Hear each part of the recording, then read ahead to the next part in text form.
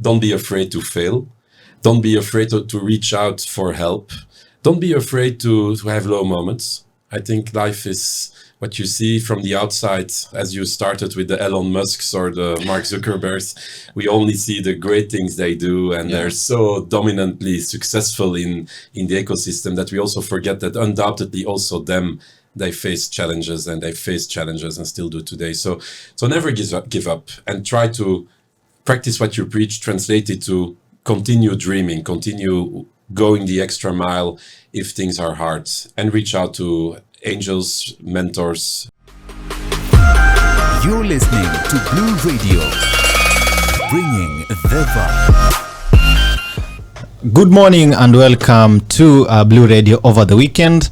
As always, we are here to make sure your weekend is fantastic and as good as always. Today, I'm on an investor meeting, and the individuals with me in studio are not Elon Musk or Warren Buffett, but they are doing the most when it comes to investments and changing lives. Without much further ado, the moment of truth, the moment you all have been waiting for. I'd like to start with the man you all know or mostly have heard about. To my farthest left, good morning. Good morning. All right. Kindly, for those who may not know who you are, kindly give us a brief bio of who you are. My name is Olivier. I'm born and bred in Belgium, but I'm a very proud Kenyan resident since close to 5 years, living in the most beautiful city of Africa, being Mombasa, as you know. And I'm the founder and the CEO of Close the Gap Kenya, where we try to really work on making entrepreneurship available and impactful, and also I would say capitalized for ideas from young people from the coast here in Mombasa. So we started 5 years ago. We have our offices in Ratna Square, in let's say close to the CBD of Mombasa, and in the port area we also operate a computer assembly and upcycling facility, where we try to make computer devices affordable, available for people who are in need of devices to basically be able to continue their journey on the digital highway. And we do 40,000 devices every year right now, here, made in Kenya, made in Mombasa, and we make them available through resellers, universities, startup incubators, to many people here that are thriving and using technology as a way of empowering societies and making societies more inclusive and sustainable. All right, amazing, thank you. And over to the gentleman who is new to the continent or the country. Good morning. Good morning.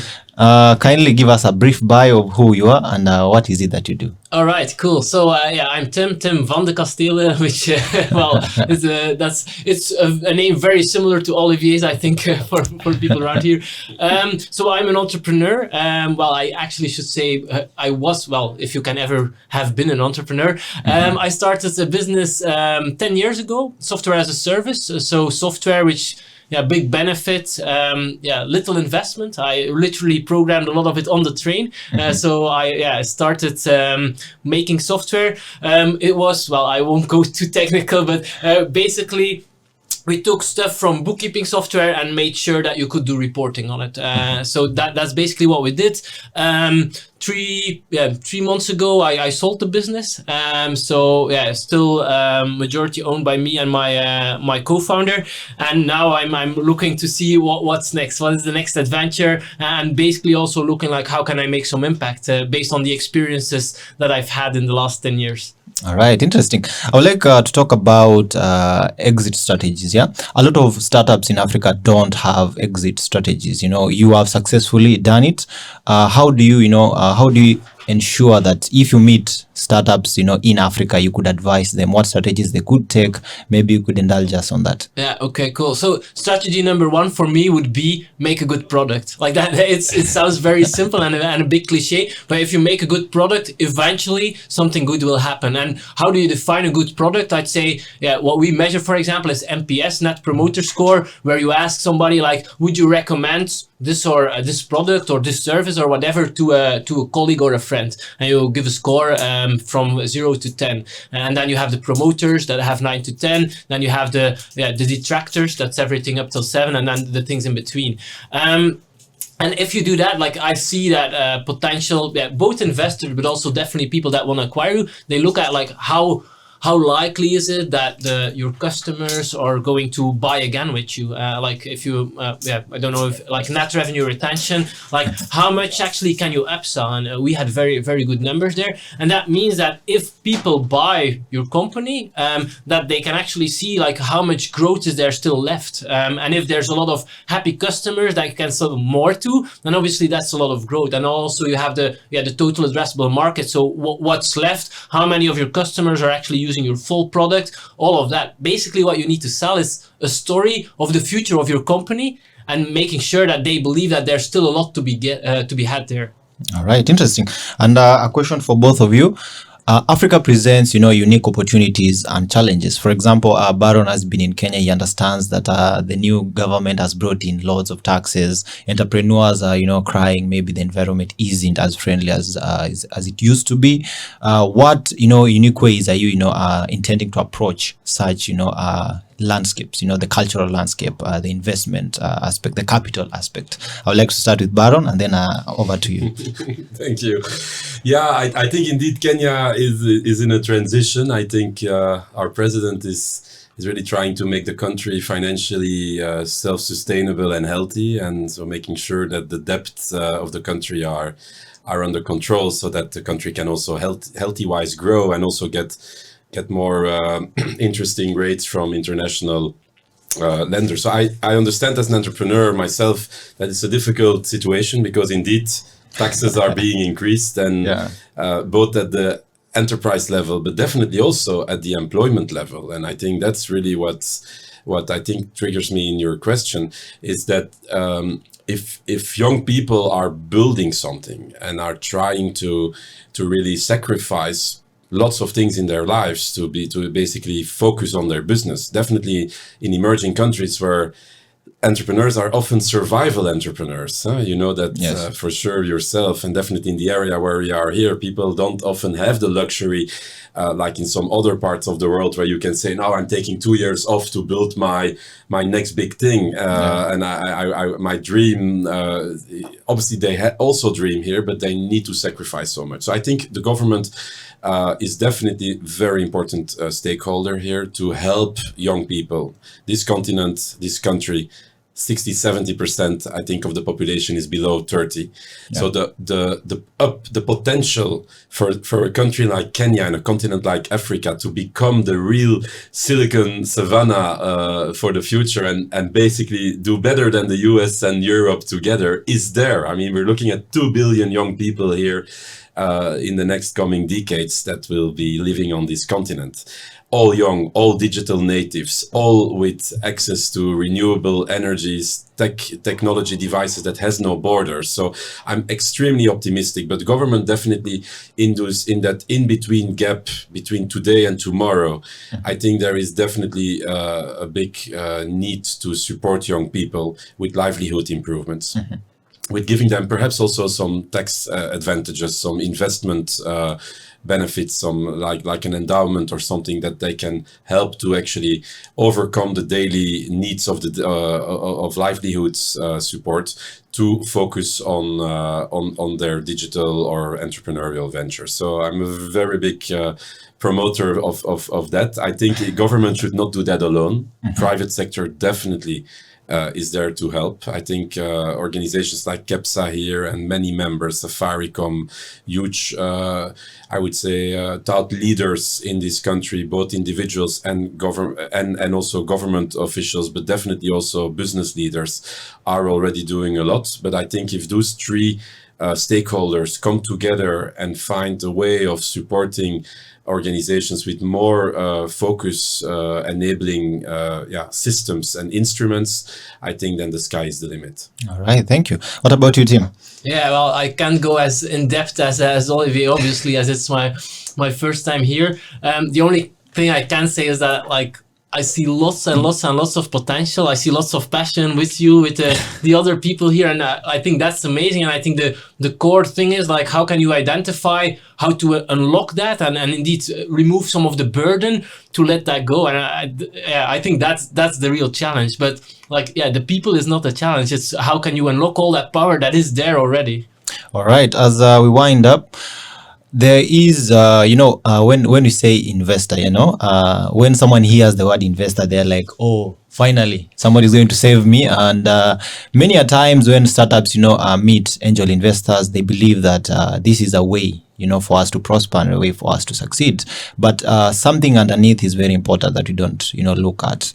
When you come in as an investor, apart from, the capital you invest into the business, what other ways, are you looking into, to boost the business, to boost the, relationships, the culture of that particular investment that, you are investing in? Yeah, okay, that's a good question.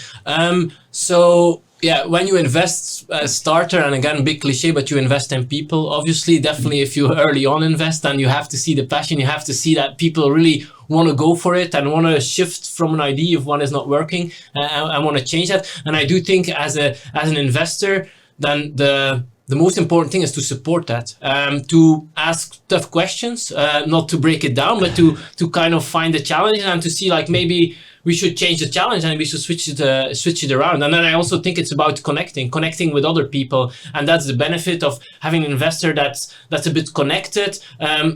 Because these problems are not unique. Even if you do something completely different, you tackle the same problems. When we were talking about the exit before, exiting a business, yes, I don't think that it matters what kind of business you're exiting. It's about the same core principles. And so a lot of things come back, and it's about connecting that so that, like, yeah, I've made so many mistakes during my 10 years, like it's ridiculous. And it's just about preventing some of those mistakes that others won't make that. And I think that's why and obviously I'm not objective in this, but that's why I really believe that an investor that has been an entrepreneur adds so much more value, because they have made all those stupid mistakes over and over and over again. All right. And then final question for both of you. I know Baron has been in the country for a little bit longer, but what trends and, what industries and sectors are you noticing, emerging that you'd love to invest in? Of course, Baron, you've held the hands of Gilitix Media, the hands of Kuza Freezers, but there are more that emerging. Could you tell us maybe, what are these industries that you're looking up to, rather to invest in the future? I think looking at some of the local politics here, and seeing that, for instance, there is so many very well educated people in Kenya that are not finding valuable, meaningful, and well-paid jobs, and that even politics are helping them to open jobs abroad. We see our president is opening jobs in all different geographies, which I think is obviously a good solution. But I think the better solution would even be to keep those Kenyans in Kenya, because the country needs them. Yeah. The country has so much also room for development areas, whether it's in healthcare. So I really truly believe that like what we call BPO, business process outsourcing, that Kenya should and could really become the next, let's say, Bangalore on the African continent. Many good things are happening already. Think about Andela, which has offices in Kenya, but also in other parts of the continent. But I think that is something where technology really can play a role, so that Kenyans can stay in Kenya, pay taxes in Kenya while they earn good income, and work for overseas needs for corporates, for governments, for institutions. Secondly, I think very close to the name of this beautiful radio station here, the blue economy. Mombasa is the portal economy of East Africa, one of the biggest ports of the continent. And if you look at the East African community, and probably if you count up all the numbers of East Africans that are today in the East African community, but also the countries that might join the association in the coming years, this is a larger addressable market through Mombasa port than, let's say, the European Union or the United States of America. So I really think blue economy will be a very crucial thing to do all these economic developments that will undoubtedly happen through Mombasa port in a much more sustainable and blue manner. And I think lots of startups addressing topics around the blue economy will undoubtedly be rocketing in the next coming years and decades to come. All right, over to you, Tim. Yeah, to be honest, I think I should listen more, talk more to people here to give an actual opinion on that. So I'll leave that. The only thing I can say is that I really think that using software, using digitalization, using globalization for the good, that potential is really there. So I think that's also obviously, again, not objective because that's my background, but I think really using everything around software, etc., to bring that and to use the globalization, that's what we should do. And I think that's a bit in line with what Olivier is saying. All right, thank you very much. As we wind up, maybe one final word you'd like to leave whoever would listen to this particular podcast or watch it on YouTube. I'll start over with the Baron and then over to you, Tim. As always. I was hoping you were going to start with Tim, so I get a bit of more time to think about it. But you know, one of my mentors has always been Archbishop Desmond Tutu, and he unfortunately passed away. I think he was one of the moral compasses of the world, and definitely of South Africa and Africa as a greater continent. What he always said is practice what you preach. And you can use that metaphor, that I would say that guiding principle also on an entrepreneurial level, because obviously there's many dimensions around practice what you preach. Yeah. But what I would like to say is that for me, practicing what you preach is for all the stakeholders involved in supporting a young aspiring entrepreneur, which is a bit my background and my license to operate, and also why I'm here in Kenya, is also that you're never fully aligned with doing the right thing. Any one of us, we're always trying. Yeah. And I think making mistakes is part of that. And so what I would like to leave behind for your listeners, and definitely anticipating some aspiring entrepreneurs or struggling entrepreneurs, and definitely even more successful entrepreneurs, don't be afraid to fail. Don't be afraid to reach out for help. Don't be afraid to have low moments. I think life is what you see from the outside, as you started with the Elon Musks or the Mark Zuckerbergs.